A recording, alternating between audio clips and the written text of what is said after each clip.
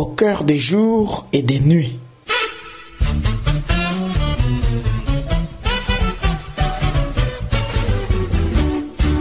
Laid et méchant.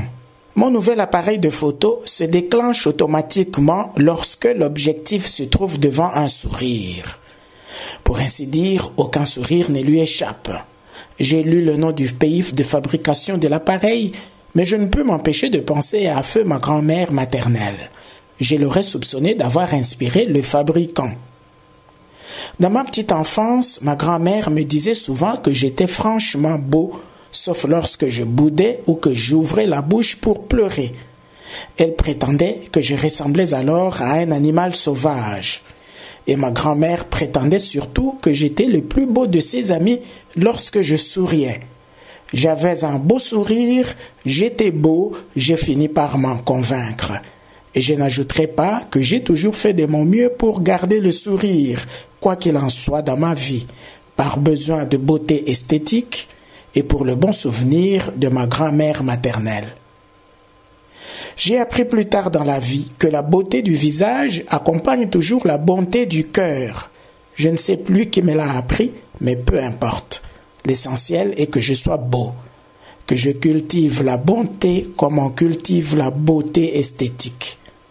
La seule question est de savoir si c'est la bonté du cœur qui donne la beauté au visage ou l'inverse.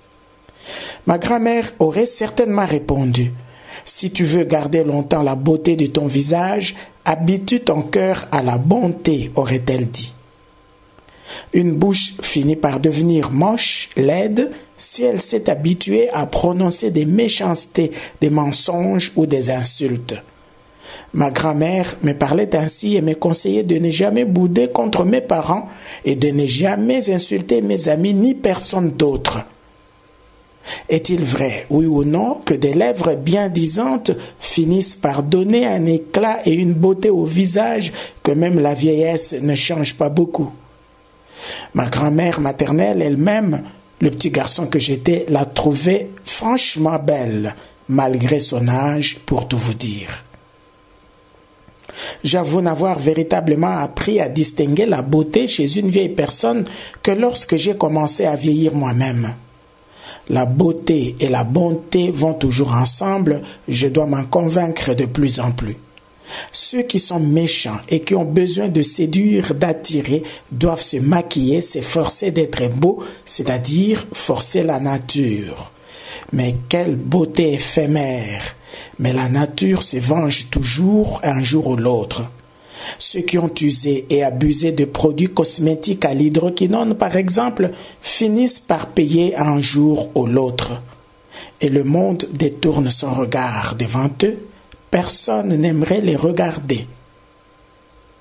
Un cœur bon qui persiste dans la bonté restera beau malgré l'âge.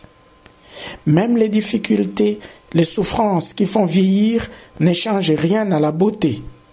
Ma grand-mère ne me l'a pas expliqué ainsi. J'ai fini par le comprendre moi-même au fil du temps. Et j'ai des exemples de vieilles personnes fort sympathiques qui n'ont jamais perdu leur sourire ni leur beauté, quoi qu'il en soit. Il suffit que ces personnes gardent leur cœur tendre, généreux, doux et humble, comme Jésus de Nazareth.